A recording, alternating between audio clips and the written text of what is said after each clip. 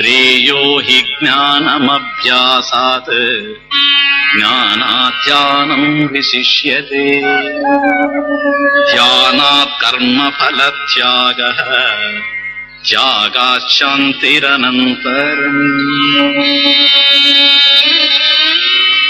అభ్యాసం కంటే జ్ఞానం శ్రేష్టం, జ్ఞానము కంటే ధ్యానం శ్రేష్టం, ధ్యానము కంటే కర్మఫల త్యాగం శ్రేష్టం. కర్మఫల త్యాగము వలన శాంతి లభిస్తుంది. అర్జున, అభ్యాసము కంటే జ్ఞానము శ్రేయస్కరము, జ్ఞానము కంటే ధ్యానము విశిష్టము, ధ్యానము కంటే కర్మఫల త్యాగము శ్రేష్టము. త్యాగము వల్ల శాంతి కలుగుతుంది. వ్యాఖ్య విషయ సమన్వయము.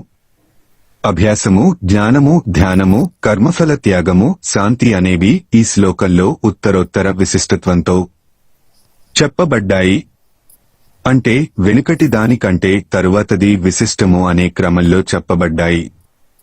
ఈ క్రమాన్ని అనుసరించి ప్రస్తుత శ్లోకాన్ని 8వ శ్లోకం నుండి మనం చెప్పుకున్న సాధనలతో సమన్వయపరచుకొని అర్థం చేసుకోవడం సాధ్యపడదు. 8వ శ్లోకంలో మనోబుద్ధులను పరమేశ్వరునియందు ఉంచడమనే సాధనను పరమోత్కృష్టమైన దానినిగా అభివర్ణించడం జరిగింది. ఉన్నతమైన ఈ సాధనను ఆచరించలేని వారికి, అంటే విశిష్టమైన విశ్వరూపోపాసన అసాధ్యమైన వారికి స్థూలమైన ప్రతిమాదులయందు అభ్యాస యోగమును సూచించడము జరిగింది. అంటే అభ్యాసయోగము విశ్వరూపోపాసన కన్నా తక్కువదని స్పష్టమవుతూనే ఉంది కదా.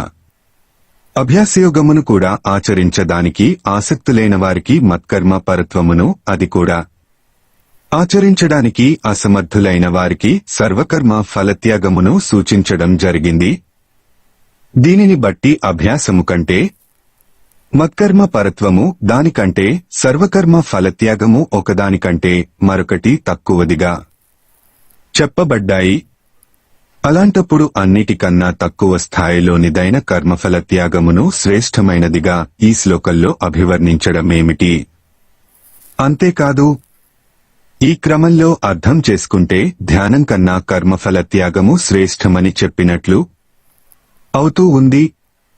కాని ధ్యానం చేయడానికి ఆసక్తులైన వారికి కర్మ ప్రసంగం అని 10 మరియు 11వ శ్లోకాలలో అర్థం చేసుకున్నాం. అలాంటప్పుడు కర్మఫల త్యాగము ధ్యానం కన్నా ఎలా శ్రేష్టము? అంతేగాక కర్మఫల త్యాగం వల్ల శాంతి లభిస్తుంది అని కూడా ఈ శ్లోకంలో చెప్పడం జరిగింది. శాంతి అనేది స్వరూపానికి సంబంధించిన విషయం. స్వరూప జ్ఞానం వల్లనే స్వరూప శాంతి అనుభూతమవుతుంది అని గీత పూర్వార్ధమంతా చూశాం. ఇప్పుడేమో కర్మఫల త్యాగము వల్ల శాంతి కలుగుతుంది అని వింటున్నాము. ఇది పరస్పర విరుద్ధం కాదా? కనుక ప్రస్తుత శ్లోకంలో చెప్పబడుతున్న అభ్యాస జ్ఞానాదులను కేవలం 8వ శ్లోకం నుండి 11వ శ్లోకం వరకు మనం చెప్పుకున్న విషయంతో అనుసంధానం చేస్తూ అర్థం చేసుకునే అవకాశము లేదు. ఈ 12వ శ్లోకము తనదైన ఒక ప్రత్యేక విషయాన్ని ప్రస్తావిస్తూ ఉందని అర్థం అవుతూ ఉంది. అలాంటప్పుడు అభ్యాస, జ్ఞాన, ధ్యాన, ఫలత్యాగ శాంతులకు స్పష్టమైన అర్థాలేమిటో గ్రహించవలసి ఉంటుంది. అదే మన ప్రస్తుత కర్తవ్యము. అభ్యాసము జ్ఞానము, అభ్యాసము జ్ఞానము. అభ్యాసము కంటే అభ్యాసాత్ జ్ఞానము ప్రశస్తము, జ్ఞానం శ్రేయః ప్రశస్యతరం. ఇక్కడ అభ్యాసము కంటే జ్ఞానము శ్రేష్టము అంటే వివేక శూన్యమైన అభ్యాసం కంటే జ్ఞానము శ్రేష్టము అని అర్థము. అవివేక పూర్వక అభ్యాసాత్ జ్ఞానం శ్రేయః. యోగానికి సంబంధించిన యమ, నియమ, ఆసన, ప్రాణాయామాది అభ్యాసంలో గాని లేదా జ్ఞానానికి సంబంధించి మనన నిధిధ్యాసనల విషయంలో గాని వివేకాదులు లేకుండా కేవలం శ్రవణాభ్యాసము చేయడం కంటే వివేకముతో పురుషార్థ నిశ్చయం కలిగిన జ్ఞాన సాధన శ్రేష్టము అని అర్థము. యోగాభ్యాసంలో జ్ఞానం ఉత్పన్నమయ్యే అవకాశం లేదు కనుక వివేక శూన్యమైన అభ్యాసము కంటే వివేకయుతమైన జ్ఞానము ప్రశస్తము. జ్ఞానము ధ్యానము జ్ఞానము కంటే జ్ఞానాత్ ధ్యానము శ్రేష్టము విశిష్టము ధ్యానం విశిష్యతే ధ్యానము అంటే జ్ఞానపూరిత ధ్యానము అని అర్థము. కనుక జ్ఞానం కంటే జ్ఞానపూరిత ధ్యానం శ్రేష్టమైనది. జ్ఞానాత్ జ్ఞానపూర్వకం ధ్యానం విశిష్యతే. జ్ఞానం లేని ధ్యానము అవరోధాలతో కూడి ఉంటుంది, ప్రతిబంధకాలతో నిండి ఉంటుంది. ధ్యానం జ్ఞానేతమైనప్పుడు ప్రతిబంధకాలు తొలగడమేగాక విపరీత ప్రత్యయ నివృత్తి జరుగుతుంది. విజాతీయ వృత్తి రహిత సజాతీయ వృత్తి ప్రవాహ సగుణ బ్రహ్మ విషయ మానస వ్యాపారము నైరంతర్యంగా సాగుతుంది. అందుచేత కేవలం జ్ఞానం కంటే జ్ఞానపూరిత ధ్యానం విశిష్టమైనది. ధ్యానము కర్మఫల త్యాగము. ధ్యానము కంటే జ్ఞానవతః ధ్యానాదపి కర్మఫల త్యాగము విశిష్టమైనది. కర్మఫల త్యాగః విశిష్యతే. కర్మఫల త్యాగము వలన సర్వకర్మలు ఈశ్వరార్పితం చేయబడుతున్నాయి కనుక కర్మలయందుగాని వాటి ఫలితములయందుగాని సంకల్ప కామాదులు ఉదయించవు. అదియే అంతఃకరణ శుద్ధి. అంతఃకరణ శుద్ధి ప్రాప్తిస్తే జ్ఞానప్రాప్తి, తద్వారా మోక్షసిద్ధి లభించడం, కారణమైన అజ్ఞానముతో సహా సంసారము నశించడము వెంటనే జరిగిపోతుంది. కాలం కొరకు నిరీక్షించనవసరం ఉండదు. ఈ విధంగా శాంతి ప్రాప్తిస్తుంది. కర్మఫల త్యాగాత్ శాంతిః ఉపశమః సహేతుకస్య సంసారస్య అనంతరమేవ స్యాత్ నతు కాలాంతరం అపేక్షతే. యోగయుక్తుడు కర్మఫలాలను త్యజించి ఆత్మ సంబంధమైన శాంతిని పొందుతున్నాడు అని 5వ అధ్యాయంలో భగవంతుడు బోధించిన విషయాన్ని ఈ సందర్భంలో మననం చేసుకోవడం యుక్తం. యుక్తః కర్మఫలం త్యక్త్వా శాస్త్రీ మాప్నోతి నైష్ఠికీం 5-12 వరకు. ఈ విధంగా కర్మయోగులు ఫలత్యాగం ద్వారా శ్రేయస్సును పొందుతారు. వివిధ సాధనలను ఇంతవరకు వివరించిన భగవంతుడు ఇక వరుసగా 7 శ్లోకాలలో ఉత్తమ భక్తుని లక్షణాలను వివరిస్తున్నాడు. అద్వేష్టా సర్వభూతానాం మైత్రః కరుణ ఏవ చ నిర్మమో నిరహంకారః సమదుఃఖ సుఖక్షమీ సంతుష్టః సతతం యోగి యతాత్మా దృఢ నిశ్చయః మయ్యర్పితమనో బుద్ధిః యో మద్భక్తః స మే ప్రియః. సర్వ ప్రాణులపై ద్వేషము లేనివాడు, మైత్రి గలవాడు, దయామయుడు, మమకార అహంకారములు లేనివాడు, సుఖ దుఃఖముల యందు సమముగా వర్తించువాడు, సహనశీలుడు, నిత్య తృప్తుడు, యోగి, మనోనిగ్రహము కలవాడు, దృఢ నిశ్చయము కలవాడు, మనోబుద్ధులను నాయందే సమర్పించిన వాడు, అట్టి భక్తుడు నాకిష్టం. సర్వ ప్రాణులను ద్వేషించనివాడు, మైత్రి దయ కలవాడు, మమకార అహంకారాలు లేనివాడు, సుఖదుఃఖాలలో సమభావంతో ఉండేవాడు, ఓర్పు కలవాడు, నిత్య సంతుష్టుడు, యోగయుక్తుడు, మనోనిగ్రహం కలవాడు, దృఢమైన నిర్ణయము కలవాడు, మనోబుద్ధులను నాయందే సమర్పించినవాడు అయిన నా భక్తుడు నాకు ఇష్టుడు. వ్యాఖ్యే విశ్వరూపోపాసన అక్షరోపాసనలను ఆచరించే వారిలో యోగవిత్తములెవరు? అవి అర్జునుడు ప్రశ్నించడంతో 12వ అధ్యాయమైన భక్తి యోగము ప్రారంభమైంది. అర్జునుని ప్రశ్నకు సమాధానంగా సాకార నిరాకార ధ్యానాలను వివరించి చెప్పిన భగవానుడు దేహాభిమానులకు సాకారమే శ్రేష్టమని నిశ్చయించి తత్సంబంధమైన జీవన విధానాన్ని, వివిధ సాధనలను తెలిపి ప్రస్తుతం ఉత్తమ భక్తుని లక్షణాలను వివరించే చివరి ఘట్టానికి చేరుకున్నాడు. ఉత్తమ భక్తుడు ఎవరో కాడు, జ్ఞానియే. ప్రస్తుతం పరమేశ్వరుడు చెప్పే లక్షణాలన్నీ జ్ఞాని లక్షణాలే. జ్ఞాని లక్షణాలు జ్ఞాని కన్నా వేరు కావు. జ్ఞానికి జ్ఞానానికి భేదము లేదు. జ్ఞాని త్వాత్తైవ మే మతం, జ్ఞాని నేనే అన్నాడు విజ్ఞాన యోగంలో భగవంతుడు. కనుక జ్ఞానికి సంబంధించిన ఈ లక్షణాలలో భగవద్వైభవమే దర్శనీయంగా ఉంటుంది. జ్ఞానికి ఇవి సహజ లక్షణాలే. జ్ఞానిలో ఏవైతే సహజంగా అలంకరణాలే శోభిస్తున్నాయో వాటిని భక్తుడైన కర్మయోగి సాధనలుగా స్వీకరించి ఆచరించవలసి ఉంటుంది. ఇక్కడ నుండి 19వ శ్లోకంలో స్థిరమతః అనే లక్షణం వరకు 35 లక్షణాలు వర్ణింపబడ్డాయి. సాధకులకు అత్యంత ఉపయుక్తమైన ఈ సాధనలను వరుసగా చెప్పుకుందాం. ప్రథమంగా 13, 14 శ్లోకాలలో మొత్తము 12 లక్షణాలు ఉన్నాయి. ఈ 2 శ్లోకాలు లేకాన్వయాలు అంటే కలిపి అర్థం చేసుకోవలసినవి. భగవంతుడికి ప్రియుడైన భక్తుడు సర్వ ప్రాణుల యందు ద్వేషము లేనివాడు, అద్వేష్ట సర్వభూతానాం. ఇది ప్రథమ లక్షణము. ద్వేషభావరహితుడు. భక్తుడు అద్వేష్టుడు. సర్వప్రాణుల యందు ద్వేషభావము లేనివాడు, అద్వేష్ట సర్వభూతానాం. కేవలం మానవులయందేగాక సర్వ ప్రాణుల యందు ద్వేషభావము లేనివాడు భక్తుడు. రాగముంటేనే ద్వేషం కలుగుతుంది. ప్రియం ఉంటేనే దానికి అవరోధాన్ని కల్పించిన వారి యందు ద్వేషం ఉత్పన్నమవుతుంది. ఆత్మవిదుడైన జ్ఞాన భక్తునికి దేనిపై రాగముంటుంది? ఆత్మా సమేన సర్వత్ర సమం పశ్యతి 6-32 వరకు సర్వ ప్రాణులను తన ఆత్మలాగే దర్శించేవాడు జ్ఞాని. అలాంటి వానికి ప్రత్యేకంగా ఎవరిపై రాగం ఉంటుంది? రాగమే లేనప్పుడు ద్వేషమెలా ఉంటుంది? అందుచేత భక్తుడు అద్వేష్టుడు. జ్ఞాని అద్వేష్టుడు కనుక ఎవరినీ ద్వేషించడు.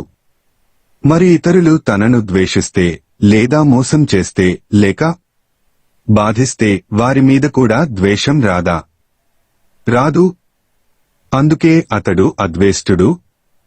తనకు దుఃఖాన్ని కల్పించిన వారిని కూడా ద్వేషించడు. ఆత్మనః దుఃఖ హేతుమపిన కించిత్ ద్వేష్టి. కారణం అందరినీ అతడు తనలాగే దర్శిస్తాడు కనుక. సర్వాణి భూతాని ఆత్మత్వేన హి పశ్యతి. తనను తాను ద్వేషించుకోలేడు కనుక తన స్వరూపమైన సర్వులను కూడా ద్వేషించలేడు. రుచికరమైన పదార్థాలను తొందరగా తినేటప్పుడు ఒక్కొక్కసారి నాలుక పళ్ల మధ్య పడి నలుగుతుంది. ఆ సమయంలో చాలా బాధ కలుగుతుంది. అలాగని నాలుకను కొరికిన పళ్లను ద్వేషిస్తామా? ఇది అంతే. నాలుకే కాదు, నాలుకను కొరికిన పళ్ళు కూడా మనవే కనుక వాటిని ద్వేషించము. అలాగే నెవరైనా దుఃఖపెట్టినా సర్వులను తన ఆత్మ స్వరూపంగా దర్శించే జ్ఞాని అయిన భక్తుడు వారిని ద్వేషించడు. కనుక సమమైన ఆత్మదర్శనములో రాగద్వేషాలకు స్థానం లేదు. అర్జున, నేను సర్వభూతాలలో సమంగా ఉన్నాను. నాకు ప్రియుడు లేడు, ద్వేషింపదగిన వాడు లేడు. 9-29 అన్నాడు గీతాచార్యుడు. జ్ఞాని స్థితి అదే. జ్ఞానికి భగవంతుడికి తేడా లేదు. ఆత్మోపమ్య బుద్ధి కారణంగా జ్ఞాని ఎవరినీ ద్వేషించడు. కర్మయోగి అయిన భక్తుడు సర్వమూ వాసుదేవుడే అనే భావంతో ఉంటాడు కనుక వాసుదేవ సర్వమితి 719. అతడు కూడా ఎవరినీ ద్వేషించడు.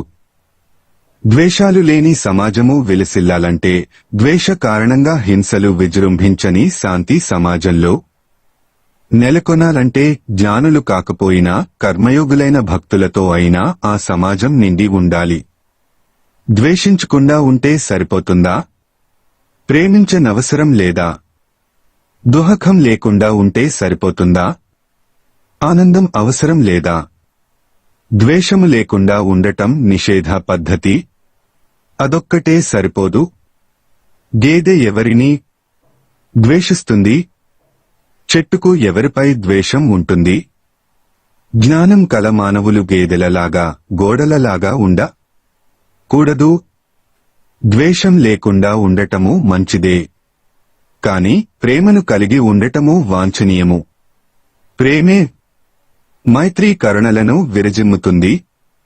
2-3 లక్షణాలు మైత్రీ కరుణలే. మిత్రుడు. మిత్రత్వము మైత్రీ యస్రభావం. మైత్రీ మిత్రత్వముతో మసలుకునేవారు మిత్రుడు. మిత్రతయా వర్తతే ఇతి మైత్రః. అద్వేష్టుడుగా ఉండటమంటేనే మిత్రుడుగా మెలగామని భావము. ద్వేషాన్ని నిషేధించడంలో ప్రేమమ ప్రతిపాదించడమే ప్రధానము అనేది శృతి హృదయము. నహి నిందా నిందితుం ప్రవర్తతే పీతు విధేయం స్తోతుం. కేవలం నిందించడమే నింద యొక్క ఉద్దేశం కాదు. స్తుతింపదగిన వాటిని స్తుతించుటకే నింద. ప్రయోగము అన్నది వేదం. మైత్రీ భావము అద్భుతమైనది. ఆత్మకు ఆత్మయే మిత్రుడు. మన ఎడమ చేతిని దోమ కొడితే వెంటనే కుడి చేయి అక్కడికి అప్రయత్నంగా వెళ్లి ముదువుగా మర్దనం చేస్తుంది. అదే మైత్రి. ఆత్మోపమ్య, బుద్ధి ప్రభావము, జ్ఞాని వైభవము. భక్తుడు కూడా సర్వత్రా సర్వేశ్వరుని దర్శించడం చేత నిమ్నోన్నతాలు చూడకుండా అంతట మైత్రి భావంతో ప్రవర్తిస్తూ ఉంటాడు. సూద్ మైత్రీ కరుణ ముదిత ఉపేక్షాణం భావనత చిత్త ప్రసాదనం. మైత్రి, కరుణ, ముదిత ఉపేక్షల యొక్క భావం వల్ల చిత్త ప్రసాదము ఏర్పడుతుంది అని పతంజలి మహర్షి యోగ దర్శనం సమాధి పాదల్లో వ్రాశారు. సాధారణంగా మనకు 4 రకాలైన వ్యక్తులు జీవితంలో తారసపడుతూ ఉంటారు. మొదటి రకం వారు మనతో సమానులు. వారి విషయంలో మనం స్నేహంగా మెలగాలి. అదే మైత్రి. అలా ప్రవర్తించడం చేత మనస్సులో ఈర్ష్యలు తొలగిపోతాయి. రెండవ వారు మనకన్నా తక్కువ స్థాయిలో ఉండేవారు, బాధలలో ఉండేవారు. వారి విషయంలో మనం కరుణను చూపాలి. కరుణ ప్రభావం చేత మన మనస్సు కాఠిన్యాలు కరిగిపోతాయి. ఇక మూడవ వారు సుఖశాంతులతో, కీర్తి ప్రతిష్టలతో తులతూగేవారు. అలాంటి వారిని చూచి నప్పుడు ముదిత హృదయలము కావాలి, ఆహ్లాదపడాలి. ముదితా భావం వల్ల మన మనస్సులోని అసూయ అనే కాలుష్యము కనుమరుగవుతుంది.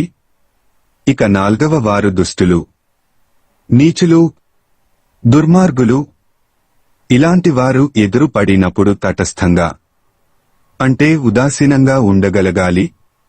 వారి పట్ల ఉపేక్షాభావంతో మెలగాలి. ఉపేక్ష అప్పుడు మన మనస్సులో క్రోధము ఏర్పడదు, మనలో ఉద్వేగము కలగదు. మొదటి లక్షణములో మనం చెప్పుకొనిన రాగద్వేషాలు చిత్త మాలిన్యానికి హేతువులైతే మైత్రి కరుణాదులు చిత్త ప్రసాదానికి హేతువు అవుతాయి. కారుణ్యమూర్తి భక్తుడు కరుణామయుడు, కరుణా హృదయుడు, దయాగుణం కలవాడు. కరుణః కరుణా కూపాదుహఖి తేషు దయా జ్ఞాని సర్వకర్మ సన్యాసి. సర్వత్ర ఆత్మానన్య బుద్ధి కలవాడు. సన్యాస స్వీకార సమయంలోనే సర్వ ప్రాణులకు అభయ ప్రదానం చేసినవాడు. సర్వభూతానాం అభయప్రదః సన్యాసి. ఇదే కరుణ. ఈ కరుణ ఉండటం చేతనే సాధు మహాత్ముడు ఆచార్యుడై శిష్యులకు ప్రేమతో బోధ చేస్తాడు. ప్రశాంత మనస్కుడైన గురువు బ్రహ్మవిష్ణుడే కాదు, దయమేయుడు కూడా అని పరబ్రహ్మాష్టకంలో ప్రవచించారు శ్రీ శంకరాచార్యస్వామి. దయాళుం గురుం బ్రహ్మనిష్టం ప్రశాస్త్రం. కర్మయోగి అయిన భక్తుడు సర్వత్ర వాసుదేవ చైతన్యమునే దర్శించడం చేత అందరి విషయంలోనూ సర్వ ప్రాణుల యందును దయ కలిగి ఉంటాడు. తాను పళ్ళెంలో వడ్డించుకున్న రొట్టెను కుక్క అపహరించి పరుగు తీస్తే పాండురంగా ఆగు, పరుగెట్టకు, ఆ రొట్టె గట్టిగా ఉంది, దానిని నువ్వు కొరకలేవు, ఈ నేతిలో ముంచుకొని తిను అంటూ నేతి గిన్నెను పట్టుకొని నామదేవుడు కుక్క వెంట పరుగు దీయడంలో ఉన్నదంతా కరుణే కదా. నిర్మముడు నాది అనేది లేనివాడు నిర్మముడు. నిర్మమః మమ ప్రత్యయ వర్జితః. నాది అనే బుద్ధి మమకారము. ఇది చాలా ప్రమాద భరితమైంది. ఇది నాది అంటే నాది కానిది మరొకటి ఉంది అని అర్థము. మమకారం ఉన్నంత వరకు ద్వైత భావన దూరం కాదు. సమస్తాన్ని త్యజించిన సర్వసంగ పరిత్యాగులు కూడా ఇది నా ఆశ్రమము, ఇది నా కమండలము అంటూ ఉంటారు. అన్నిటినీ పరిత్యజించిన మమకోపిన నా గోచి అని మమకారాన్ని దాచిపెట్టుకుంటారు. ద్వేషాన్ని దాటి మైత్రీ కరుణలను వెంట పెట్టుకుని ప్రయాణం సాగించిన మమకారం అనే గుంటలో అందరూ పడిపోతారు. బిడ్డపై తల్లిదండ్రులకు ద్వేషం ఉంటుందా? మైత్రీకరణలు లేకుండా పోతాయా? కాని 4వ లక్షణమైన ఈ మమకారం వద్దే వాళ్లు బందీలవుతారు. దుర్యోధనుని విషయంలో ధృతరాష్ట్రునికి ఉన్న మమకారమే హస్తినలో మారణహోమాన్ని సృష్టించింది. జ్ఞానికి సర్వం ఆత్మే కనుక అతనిలో మమకారం ఉండే అవకాశం లేదు. కాని భక్తుడు ప్రయత్నంతో, అవగాహనతో మమకారాన్ని దూరం చేసుకోవాలి. మమకారాన్ని అనుకున్నంత తేలికగా దూరం చేసుకోలేము. అహంకారము దూరమైతేనే మమకారం అదృశ్యమవుతుంది. అదే తరువాత లక్షణం. నిరహంకారుడు. నేను అనే జ్ఞానం లేనివాడు నిరహంకారుడు. నిరహంకార నిర్గత అహం ప్రత్యయ అహంకార రహితుడు. దేహమే నేను అనే భావన లేనివాడు అహంకార శూన్యుడు. అనాత్మ యందు ఆత్మబుద్ధి లేనివాడు. నేను అనే అహంకారం ఉంటేనే నాది అనే మమకారం ఉంటుంది. మమకారానికి అహంకారమే పునాది. జ్ఞానం లేకపోవడం చేత అనాత్మ అయిన దేహమే, అహంకారానికి అజ్ఞానమే కారణము. తాను ఆత్మానే తానని భ్రమించడం జరుగుతోంది. దేహము తాను అనే అహంకారం కారణంగా దేహానికి సంబంధించిన పుత్ర కళత్రాదులు, గృహ వాహనాదులు తనవి అనే మమకారం ఏర్పడుతూ ఉంది. నేను ఆత్మ అనే ఆత్మోపమ్య బుద్ధి వలన నేను దేహము అనే అహంకారము నశిస్తూ ఉంది. అహంభావన ఎప్పుడైతే నశిస్తూ ఉందో మమ భావన దానంతటదే నశించిపోతూ ఉంది. ఈ విధంగా నిరహంకారుడైన భక్తుడు నిర్మముడు అవుతున్నాడు. నిర్మముడు నిరహంకారుడు అయిన వానిని సుఖదుహకాలు ఎలా బాధిస్తాయి? సుఖదుహక సముడు. సుఖమును దుహకమును సమంగా చూచేవాడు సుఖదుహక సముడు. మమత్వము ఉండే చోట ప్రియత్వము ఉంటుంది. అదే రాగము, సుఖానికి హేతువు. అలాంటి సుఖానికి అవరోధము కలిగినప్పుడు ద్వేషము పుడుతుంది. అది దుహకానికి హేతువు. సుఖదుహక హేతువులు రాగద్వేషాలను కదిలిస్తాయి. రాగద్వేషాలు ద్వంద్వాల వెంట పరుగులు తీయిస్తాయి. నిర్మముడు మమవృత్తి లేనివాడు కనుక ప్రియాప్రియాలకు అతీతుడు. నిరహంకారుడు సుఖదుహకాలు లేని వాడు. ఈ విధంగా భక్తుడు సుఖదుహకాలను దాటిపోతున్నాడు. కనుక అతడు సహనాన్ని కోల్పోడు. వార్పులు, తీర్పులు తెలియకుండా ఓర్పుతో శోధిస్తాడు. క్షమావంతుడు. క్షమావంతుడు అంటే ఓర్పు గలవాడు. తిట్టినా కొట్టినా చలించని గుణం కలవాడు క్షమావంతుడు. క్షమావాన్ ఆకృష్టః అభిహతః వా అవిక్రియః ఏవ ఆస్తే. క్షమ అంటే అనివార్యంగా ఆవేదన చెందుతూ బాధలు అనుభవించడం కాదు. సంతాప విలాపరహితంగా సహించడమే క్షమ యొక్క లక్షణము. తన నీడను కొడితే ఎలా స్పందించడో అలా సాక్షిగా బాధలను భరించడము. ఆత్మేన తనను తిట్టే వారెవరు, కొట్టే వారెవరు? ఇదే జ్ఞాని క్షమానుభూతి, భక్తుని ప్రేమానుభూతి. వృక్ష ఇవ తిష్టాసేత్ ఛిద్యమానో న కుప్యేత న కంప్యేత. వృక్షాన్ని ఖండిస్తూ ఉన్నా కోపం లేకుండా చలించకుండా ఎలా ఉంటుందో అలా ఉండటమే క్షమ. సామ్యమని వేదం ప్రవచించింది. ఇక్కడికి 13వ శ్లోకాన్ని పూర్తి చేస్తూ 7 లక్షణాలను చెప్పుకున్నాం. ఇక భక్తుడు సదా ఎలా ప్రవర్తిస్తూ ఉంటాడో 14వ శ్లోకంలో చెప్పుకుంటాం. 14వ శ్లోకంలో 5 లక్షణాలు ఉన్నాయి. వీటి మధ్యలో సతతం అనే పదం గడప మీద దీపంలాగా వెలుగుతూ ఉంది. ఈ సతతం అనే పదం 5 విశేషణాలతోను సంబంధాన్ని కలిగి ఉంటుంది. సదా సంతుష్టుడు, లాభాలాభాలలో సదా తృప్తిగా ఉండేవాడు సంతత సంతుష్టుడు. సదా చాలు అనే బుద్ధితో తృప్తి చెంది ఉండేవాడు. నిత్యం లాభే అలాభే చ ఉత్పన్న అలం ప్రత్యయ. అలం అంటే చాలు అని అర్థం. ఏది వచ్చినా సరిపడి తృప్తిగా ఉండే బుద్ధి, కొరతలేని వెలితి తెలియని బుద్ధి అలం ప్రత్యయ పూర్ణము. నిత్యాత్మ భావనే ఈ అలం ప్రత్యయ హేతువు. ఆత్మయందు ఆత్మచేత ఆత్మానందాన్ని అనుభవించే జ్ఞాని బుద్ధి అలం. భావనతో స్థిమితంగా సంతుష్టమై ఉంటుంది. 2-55 వరకు భక్తుడు ఏది వచ్చినా ప్రసాద బుద్ధితో స్వీకరిస్తాడు కనుక లాభాలాభాలలో, మానవమానాలలో, జయాపజయాలలో, ప్రాప్తాప్రాప్తాలలో స్థిమితాన్ని కోల్పోక సదా సంతుష్టుడై ఉంటాడు. మనము కూడా అప్పుడప్పుడు సంతుష్టులుగానే ఉంటాము. కాని భక్తుడు ఎప్పుడూ సంతుష్టుడై ఉంటాడు. మన సంతోషము చాలా వాటిపై ఆధారపడి ఉంటుంది కనుక అవి ప్రాప్తిస్తే సంతోషంగా ఉంటాము. అవి దూరమైతే సంతోషాన్ని పారేసుకుంటాము. భక్తుని యొక్క సంతోషము మరొక దానిపై ఆధారపడి ఉండేది కాదు. అది కేవలం తనకు, తన జ్ఞానానికి సంబంధించిన విషయం కనుక అది ఎన్నడూ తనకు దూరం కాదు. అదే నిత్య సంతోషము, సంతతానందము. అది కలవాడే సతత సంతుష్టుడు, నిత్యయోగి. భక్తుడు నిత్యము యోగియే ఉంటాడు.